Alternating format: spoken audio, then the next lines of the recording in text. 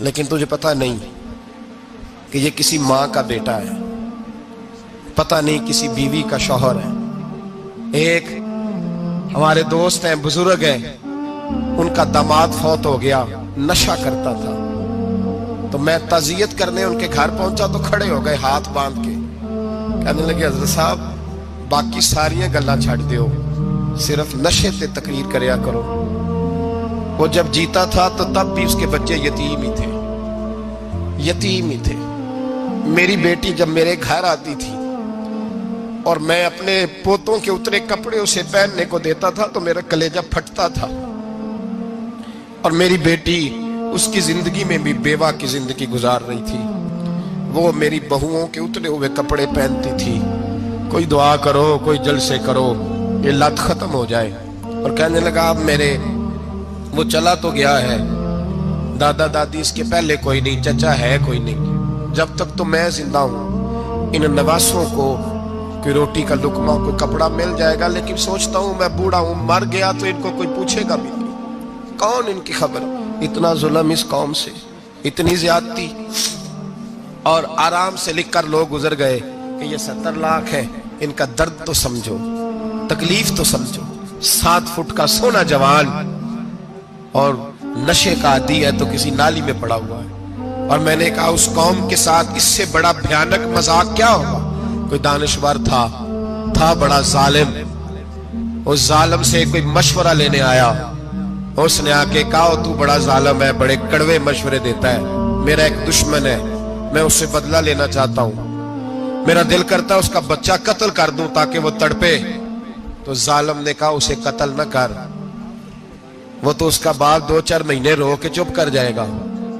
फिर मैं सख्त सजा देना चाहता हूं, मशवरा दे। तो उसने कहा उसके बच्चे को नशे पे लगा दे। जिसका बच्चा नशा करेगा वो बाप रोज मरेगा, रोज जिएगा, और वो माँ रोज मरे जिएगी, नशे पे लगा दे। इस कौम के साथ सबसे बड़ा जुल्म ये हुआ कि मिल्लत का जवान नशे पे लग गया, ड्रग्स पे लग गया। इतने तबाह हालात हुए कि जवान चढ़ती जवानियां, अम्मा ने किताब दे के भेजा था और कॉलेज से वापस आए तो नशे के टीके हाथों में पकड़े हुए, टीके। और आपके इस मुल्क के इस्लामाबाद में एक दिन मीडिया ने वो खबर भी वायरल की और वो चीज भी दिखाई लोगों को। 3 महीने का बच्चा लेके नशई सड़क पे आ गया। उसने कहा मेरा नशा खत्म हो गया, मेरा बच्चा खरीद लो, 2 पुड़ियां दे दो। तो वहां बीबियां जो सुन रही थी वो भी चीखे मार के रो रही थी। ये जुल्म किया इस कौम के साथ। और करप्शन की लानत ने इजाजत दी सप्लाई करने वालों को कि गली गली बेचे, गली गली। इन्होंने कुछ थोड़ा जुल्म नहीं किया इन हुक्मरानों ने। और हमारी ऑपोजिशन, उसको न सिर्फ इतना पता है कि ये जाए और हम आए, इससे ज्यादा कोई गर्ज नहीं। भाई करप्शन के खिलाफ निकले हो तुम, नशे के खिलाफ किस दिन निकलोगे? जुए के खिलाफ किस दिन? कौम तो मर रही है नशे से, इसके खिलाफ मैदान में कब आओगे? सिर्फ इतना है कि ये जाए और हमारी बारी आए, इससे ज्यादा कुछ नहीं। जितने मुजरम वो है उतने ही तुम बनते जा रहे हो। इसलिए कि असल बात पर ना वो आते हैं और ना असल बात पर ये आते हैं। भाइयों, मेरे नबी पाक सल्लल्लाहु ताला अलैहि वसल्लम। और एक और तमाशा है, ये मेरे पे अल्लाह का ये एहसान रहा, इसलिए नहीं कि मैं परहेजगार आदमी हूं, नेक हूं, इसलिए नहीं। वैसे ही अल्लाह बाज़ औक़ात असबाब बनाता है, सबब बनाता है। मुझे ना शराब के रंग का पता है, ना उसकी खुशबू का पता है, ना मैंने कभी जिंदगी में देखी है। ये करम है मेरे हजरत साहब का, मैंने नहीं देखी, मुझे नहीं पता कैसी होती है। कुछ बातें मैंने सुनी है। एक महफिल में मैं बैठा था मजलिस में, तो एक शख्स ने कहा खांसी नहीं जाती बच्चे की, दूसरा उसको मशवरा दे रहा है, खांसी नहीं जाती, बड़ी दवाई देसी भी फलां भी बड़ी खाई, मशवरा दिया उसको कि तू इस तरह कर, इसको ना शराब के 2-4 चमचे पिलाओ। कहते हैं जी इसको ना ये पिलाओ तो सही हो जाएगी। तो मैंने पलट के उसकी तरफ देखा, मैंने कहा कोई अकल कर, क्या मशवरा कर? मौलाना मेरा तजर्बा है। मैंने कहा तेरा तजर्बा अफजल है या रसूलुल्लाह का फरमान ज्यादा अफजल है? तेरा तजर्बा अफजल है। हजरत उम्मे सलमा रदी अल्लाह तआला अन्हा कहती है मैंने अर्ज की या रसूल अल्लाह सल्लल्लाहु अलैहि वसल्लम मेरी बच्ची बड़ी बीमार है, तो मुझे किसी ने कहा है ये थोड़ी सी नशे वाली चीज है, ये बना के तैयार करके दो, सही हो जाएगी। बीमार है बच्ची तो ये नशे वाली चीज है, इसको तैयार करके दो, थोड़ा नशा है। اگرچہ بعض، میں نے شروع میں کہا، بعض لوگ مریض کو، سخت مریض کو ایسی ادویات جو مجبوری بن جائے اس کی گنجائش اور اجازت دیتے ہیں. محتاط علماء تو اس میں بھی بہت ساری چیزیں پہلے بیان کرتے ہیں، لیکن اس نے کہا جی میرا نشہ دینا ہے شفا کے لیے. حضرت ام سلمہ کہتی ہے میرے نبی پاک نے میری طرف دیکھا، میری طرف. تو میں نے کہا یا رسول اللہ آپ کیا فرمانا چاہ رہے ہیں؟ تو نبی پاک نے فرمایا ام سلمہ کبھی ناپاک چیز میں بھی شفا ہوئی ہے، کبھی ناپاک چیز میں بھی، کبھی شراب اور خمر میں بھی شفا ہو سکتی ہے. شفا رب کریم نے رکھی ہے پر شہد کے اندر رکھی ہوئی ہے، شفا اللہ نے رکھی ہے قرآن مجید میں رکھی ہوئی ہے. تو اس میں بھی کبھی یہ حضور نے بیان کیا ہے کہ اس کے اندر شفا ہو سکتی، تو امت کتنی دلیری کرتی ہے جو یہ مشورے دیتی ہے کہ اس کے اندر نشہ ہے، شراب ہے، تو کھانسی چلی جائے گی تو فلانی بیماری چلی جائے گی. نہ آؤ ان چیزوں پہ، نہ اپنے ایمان کو خرابی دو، اور نہ ایسی باتیں کرو جس سے کہ ڈائریکٹ رسول اللہ صلی اللہ علیہ وسلم کے واضح ارشادات کی مخالفت ہو. میرے نبی پاک صلی اللہ علیہ وسلم نے فرمایا. اور پھر کچھ لوگ کہتے ہیں تھوڑی پی ہے جی. اب تو میں تجزیے میں پڑھ رہا تھا کہ ایسی شراب ایجاد ہو گئی ہے، لوگ شراب پیتے ہیں اور وہ مست بھی رہتے ہیں، کار بھی چلاتے رہتے ہیں، کہتے ہیں جی نہیں ہمارا ذہن معاف نہیں ہوا تو یہ والی صحیح ہے، نشہ نہیں لاتی. میرے نبی پاک صلی اللہ علیہ وسلم نے فرمایا جس چیز کی تھوڑی مقدار، زیادہ مقدار حرام ہے اس چیز کی تھوڑی مقدار بھی حرام ہے. جس کی زیادہ مقدار حرام ہے اس کی تھوڑی بھی. تو خمر اور شراب اگر فل پینا جائز نہیں تو تھوڑی پینا بھی جائز، یہ حرام ہے اور حرام تھی اور قیامت تک حرام ہی رہے گی. میرے نبی پاک صلی اللہ علیہ وسلم نے منع کیا اور حضور نے اظہار ناپسندیدگی فرمایا، اور میں 40 دن تو عبادت ہی قبول نہیں ہوتی شراب پینے والے جب تک سچی توبہ نہ کرے. ایک دن صحابہ بیٹھے تھے سارے، حضرت ابو بکر صدیق بھی تھے، فاروق اعظم بھی تھے، عثمان غنی بھی تھے، ڈھیر ساری تعداد تھی صحابہ کی، سارے تشریف فرما تھے. حضرت عبداللہ ابن عمر رضی اللہ تعالیٰ عنہ حدیث کے راوی ہیں، اور مستدرک للحاکم کے اندر، ابن حبان کے اندر یہ روایت موجود ہے. فرماتے صحابہ نہ بات کر رہے تھے، اور بات یہ کر رہے تھے کہ یار لوگوں کو گناہوں سے کیسے روکا جائے، لوگوں کو گناہوں سے گفتگو. صحابہ یہ کر رہے تھے. عبداللہ ابن عمر کہتے ہیں بیٹھے تھے اور جو گفتگو کر رہے تھے کہ گناہوں سے پلاننگ جی ہوتی تھی، ان کی جو محفلیں ہوتی تھی نا بیٹھ کے، وہ خوش گپیاں نہیں ہوتی تھی بلکہ وہ تبلیغ کی، جد و جہد کی، لوگوں کو برائی سے منع کرنے کے لیے بیٹھتے تھے، اس پر منصوبہ بندی کرتے تھے، پلان کرتے تھے، آگے ترتیب دیتے تھے. گفتگو ہو رہی تھی تو اب آپس میں بات ہونے لگی کہ کون سا گناہ زیادہ برا ہے جس پر سب سے پہلے کام کیا جائے. تو دور ایک صحابی بیٹھے تھے، ان کا نام تھا عبداللہ ابن عمر. ایک عبداللہ بن عمر ہے اور ایک عبداللہ ابن عمر ہے. حضرت عبداللہ ابن عمر دور بیٹھے تھے، بڑے سمجھدار سیانے باریک بین آدمی تھے.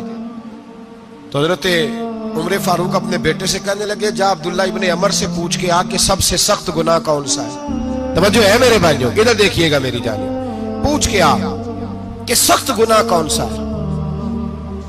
عبداللہ بن عمر رضی اللہ تعالیٰ عنہ کی خدمت میں جب عبداللہ ابن عمر گئے تو جا کے کہنے لگے کہ صحابہ پوچھتے ہیں کہ آپ نے زیادہ وقت گزارا ہے نبی رحمت صلی اللہ علیہ وسلم کے پاس، تو بتلائیے برا گناہ کون سا ہے، سب سے سخت گناہ، تاکہ سب سے پہلے اس پر پابندی لگائی جائے، اس پر محنت کی جائے.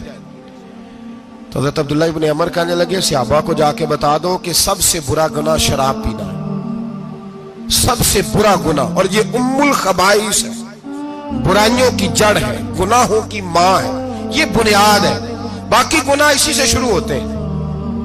کہتے ہیں میں نے آ کے بتایا تو حضرت ابو بکر صدیق رضی اللہ تعالیٰ عنہ سیدنا فاروق اعظم کہنے لگے خود جاتے ہیں، ان کے پاس خود جاتے ہیں، چونکہ ہم نے بات سننی ہے ہم خود جاتے ہیں اور ان سے جا کر کے سوال کرتے ہیں کہ اگر آپ کو اس تفصیل کا پتہ ہے نا تو اس کے پیچھے بھی کوئی تفصیل ہوگی جو میرے نبی پاک نے بیان کی ہوگی صلی اللہ تعالی علیہ وسلم، اس تفصیل کا بھی آپ کو پتہ ہوگا جو نبی پاک نے بیان کی ہوگی، اس بات کے پیچھے جو بیک گراؤنڈ ہے، جو پس منظر ہے.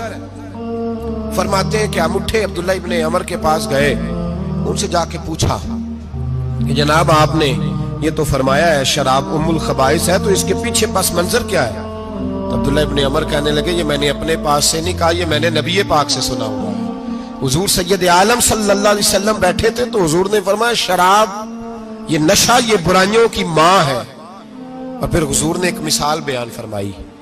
نبی رحمت علیہ السلام نے فرمایا بنی اسرائیل کا ایک واقعہ ہے. ایک خوبصورت جوان تھا, ایک عورت کا دل آ گیا اس پر.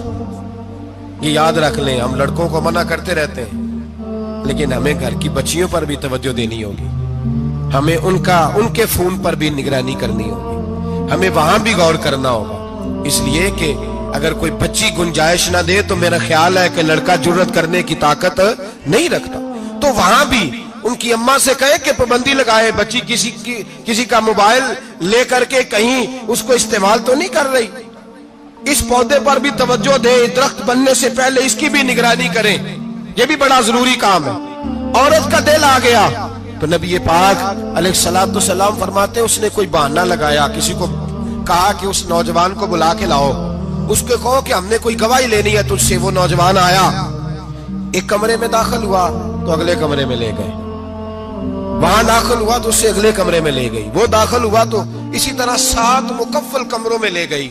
میرے کریم رسول میرے محبوب پاک علیہ السلام فرماتے ہیں, صحابہ کو سمجھا رہے ہیں میٹھے لب و لہجے میں, فرماتے ہیں جب سب سے پچھلے کمرے میں لے گئی تو ایک لڑکا بندھا ہوا تھا وہاں رسیوں سے, شراب کا پیالہ پڑا ہوا تھا. اور بی بی کہنے لگی کوئی گواہی شواہی نہیں لینی, تجھے اس لیے بلایا ہے کہ تیرے اوپر دل آ گیا ہے, اب میرے ساتھ منہ کالا کر.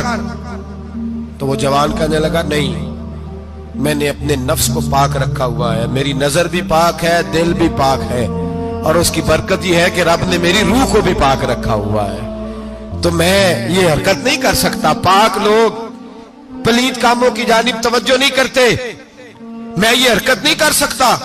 اقبال نے اپنے بیٹے کو دعا دی تھی, اس نے کہا تھا حیا باقی نہیں ہے زمانے کی آنکھ میں, خدا کرے کہ رہے تیری جوانی بے داغ, خدا کرے کہ رہے تیری جوانی بے داغ.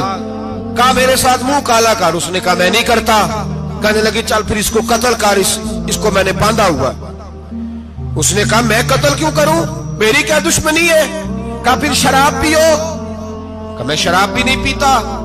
تو کہنے لگی اب تو میں نے تجھے اپنے چنگل میں پھانس لیا ہے, اب تو یہاں سے بچ کے جا نہیں سکتا, اور اگر تو باہر جائے گا تو میں شور کروں گی, لوگ جمع کروں گی, اس نے میری عزت آبرو پہ ہاتھ ڈالا ہے, تو بچ تو نہیں سکتا, ایک کام تو کرنا پڑے گا. محبوب فرماتے ہیں اس نوجوان نے سوچا کہ زنا بھی بہت بڑا جرم ہے, قتل بھی بہت بڑا گناہ ہے, چلو اب مجبوری ہے تو شراب پی لیتا ہوں. لیکن وہ سمجھا نہ کہ شراب تو بنیاد ہے. اس نے ایک پیالہ جو پیا, کہنے لگا ایک اور دے دو, دوسرا پیا تو کہنے لگا ایک اور دے دو. اب 3 پیالے 3 بوتلیں شراب جو پی چکا تو خماری چڑھ گئی. اب اس عورت کے قریب جانے لگا کہ میں تیرے ساتھ زنا کروں گا. اس نے کہا جب تک میں قریب نہیں آنے دوں گی جب تک تو اسے قتل نہ کرے. اس نے اسے قتل بھی کیا, زنا بھی کیا. تو محبوب فرمانے لگے یہ قتل اور زنا جو ہوا ہے تو یہ شراب کی وجہ سے ہوا ہے. گویا شراب وہ جرم ہے جو قتل بھی کرائے گی, جو زنا بھی کرائے گی.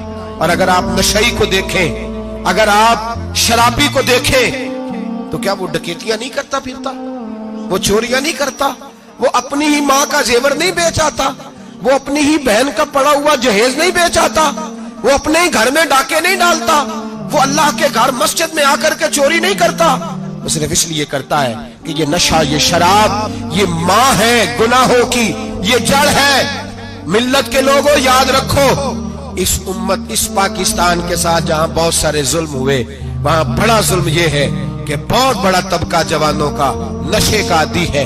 وہ نشہ انہیں عشق مجازی اور عورتوں کے عشق کی جانب لا رہا ہے. وہ نشہ چوریاں کرا رہا ہے, قتل کرا رہا ہے, ڈکیتیاں کرا رہا ہے. بہت بڑے ظالموں نے بہت بڑے ہاؤس بنائے ہوئے ہیں جن کے اندر شراب فراہم کی جاتی ہے, نشہ دیا جاتا ہے. میں نے تو ایسے ایسے لفظ سنے کہ الیکشن کے دنوں میں ووٹ لینے کی خاطر سیاستدان انہیں نشہ فراہم کرتے ہیں, انہیں باندھ کے رکھتے ہیں, روز تمہیں پڑیا ملے گی, ووٹ ہمیں ڈالنا. اتنا ظلم, اتنی زیادتی, اتنا جبر, ایک انسان کے ساتھ کھیلنا. لوٹ آؤ, پکڑو ان کا دامن, اپنے گھروں کو بچاؤ. اپنے دوستوں کو بچاؤ. جاگو جاگو امت کے لوگوں جاگو. میرے نبی پاک صلی اللہ علیہ وسلم کے کلمہ گو لوگوں کو بچاؤ. ان پر اگر سختی کرنی پڑتی ہے تو کرو, پیار کرنا پڑتا ہے تو کرو, محنت کرو, جدوجہد کرو.